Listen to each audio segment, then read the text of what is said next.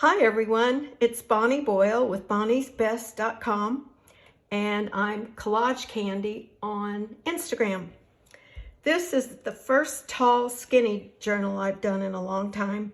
I've been kind of wanting to do one because of having a lot of things that were 8.5 by 11 that I could use as pages.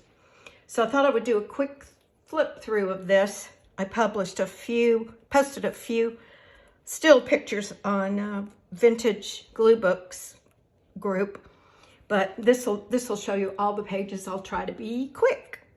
So I made the cover out of a stiff priority mail envelope that I had received, and it was a good sturdy backing for thin like text paper and music paper and scrapbook paper.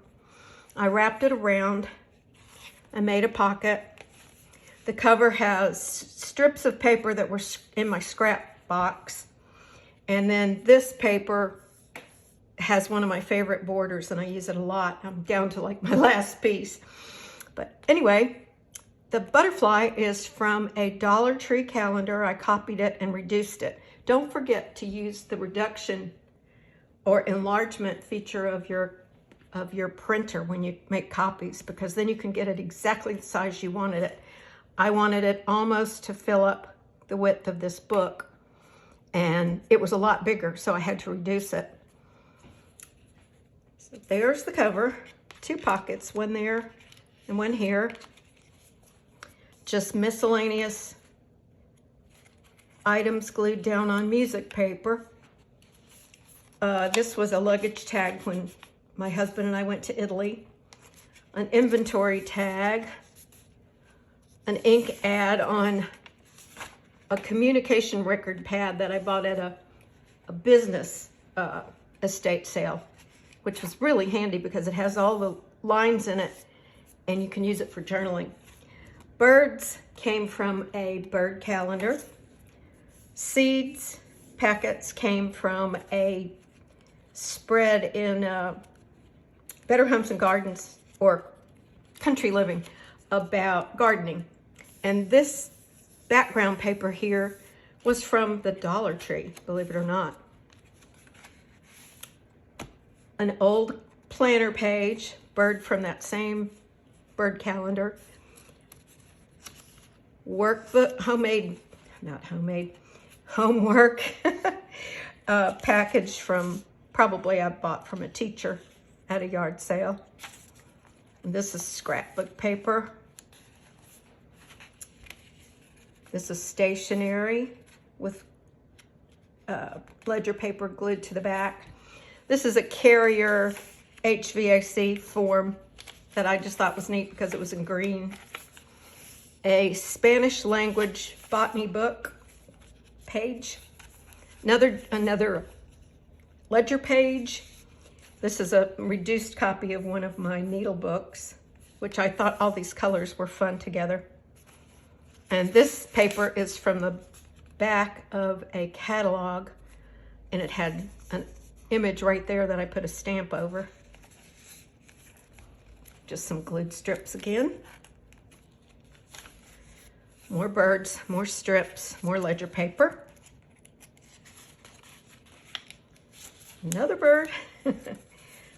It's a Spanish book. Here's a pocket with this is real ephemera, an old dollar check from the Fostoria Corporation. I'll go fast. This was from a greeting card.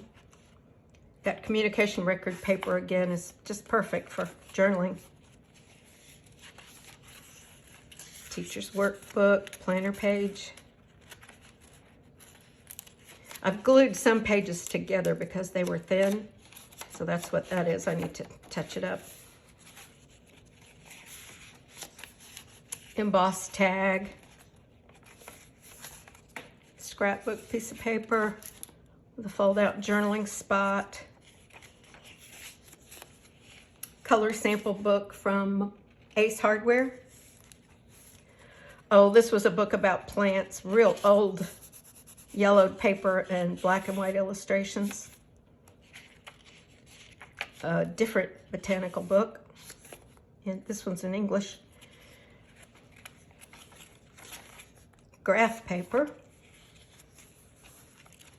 This was some stationery I bought at a yard sale, and I would never use it as stationery, but I thought it was kind of fun for a background.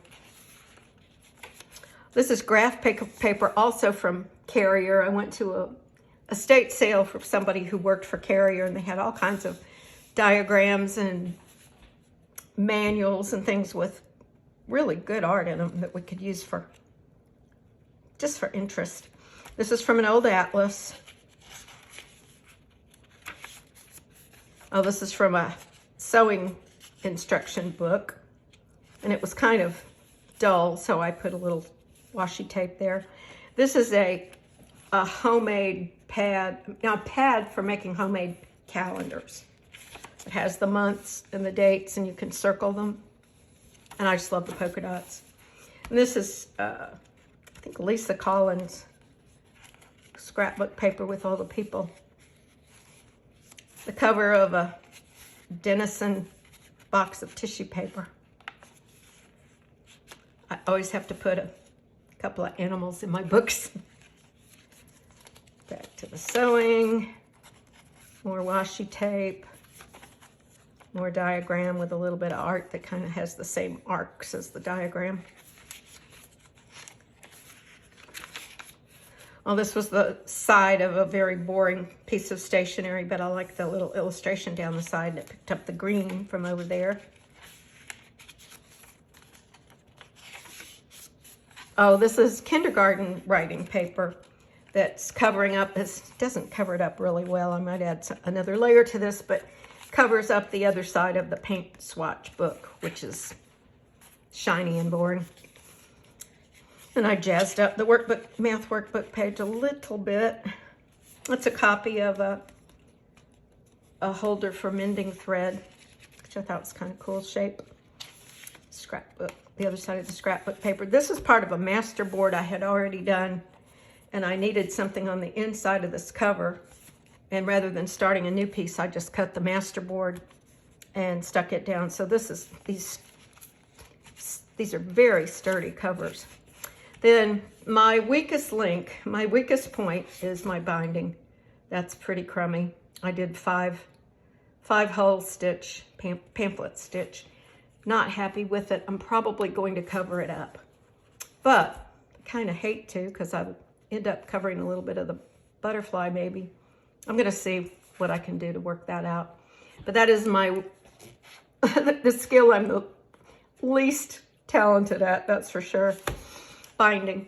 But I enjoyed making the book, and it's a lot of fun. And I am going to move the camera over here to show you the kinds of things I use in my books, which you could actually tell, but this will just give you some ideas. That's the scrapbook paper with the good corner. The dollar store calendar from 2016, but they make them all the time. The Spanish language botany book, calendar pages, business communication records, sheet music, workbook sheets, different kinds of journal paper, and the pad for making your homemade calendars. And then under here is an atlas. So be on the lookout for those things when you go thrifting, and you'll find lots of things you can use in your junk journals. Hope you enjoyed this. If you have any questions, let me know. Bye.